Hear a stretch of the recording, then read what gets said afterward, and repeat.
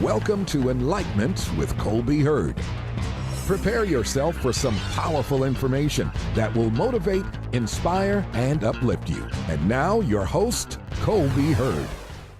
Welcome back to Enlightenment. I'm your host, Colby Hurd. I want to welcome our guest today, Mr. Cletus Cassidy. How you doing? Welcome to the show, man. I'm glad to be here, man. Welcome I'm aboard, glad man. to be here. We are excited to have you with us on today, man. Spectacular. Right off the top, man, let's get right into it. Let's do Who is Cletus Cassidy, Well, man? I'm not really 100% sure yet, but all the tests have proven that I'm the son of Roosevelt and Joyce, and I'm just a comedian, man. That's all I do.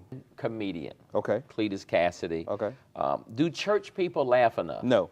No, they don't laugh No. enough. And that's the biggest issue, man. That's the biggest hurdle that you face being a Christian comedian, man, is that most church people, man, they Uptight, rigid. man. Yo, Man, they what is- rigid. You go into church, man, they trying to figure out why they can't save nobody, man, because you look upset.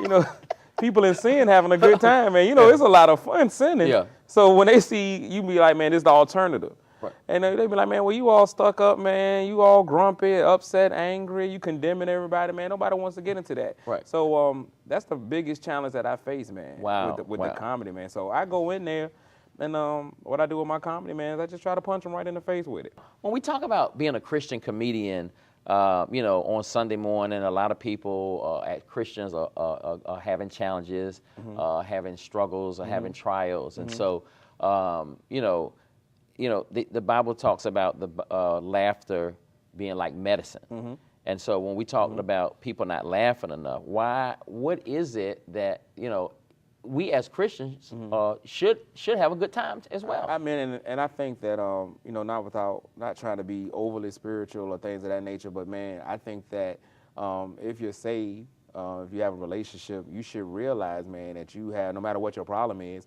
you have somebody that can make it better. And through your salvation, you got a Bible that you can turn to that's going to give you answers. Yeah. So you should not feel as though, you shouldn't let that depression or whatever the problem is weigh you down so much like somebody who doesn't know that there's an answer to it. You understand what I'm saying? Yeah. We got an answer to it. What happens from the time you walk behind the curtain up until the time you enter onto that stage? What's going on inside of you? Man, that's the oddest thing, man, because people always think that it's some big metamorphosis or something like that. It's crazy because this is something that when you know it's your gift, you know it's something that you do. Like with singers sing. Right. That's what they do. You be like, man, I need you to sing a song, and then they come up, they lie and act like they're not prepared and they don't have a song, and then they just come out and they just kill you, man. They just kill you with a song. So that's what they do. And that's the same thing with me. When it's amazing. It really it's amazing to people how I go. Most of the time before a show, like right before I get ready to perform, man, I'm real calm. I don't really say too much. We sit, we just talk. And then once I've been introduced on the stage, it's like I just snap, kind of. It's like the light switch goes on. I go out, I do what I do, and then I go sit back down for whatever time frame. Tough. Now, Christian comedian or comedian, period. Can you be successful in comedy without profanity? Whoa. And I know you probably heard this over and over and over again. Now, I've seen you. I'll ask you that question. So let me just, for any ministers, anybody that's watching, anybody at church, I know this is outside the program. I'm gonna turn right to the camera. I do not curse at all during any of my performances. No cursing, no lewd, any of that. Anything I've seen. Continuing.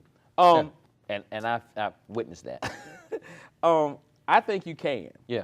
What it is you have to change the mindset of the people. In my opinion, funny is funny. Yeah.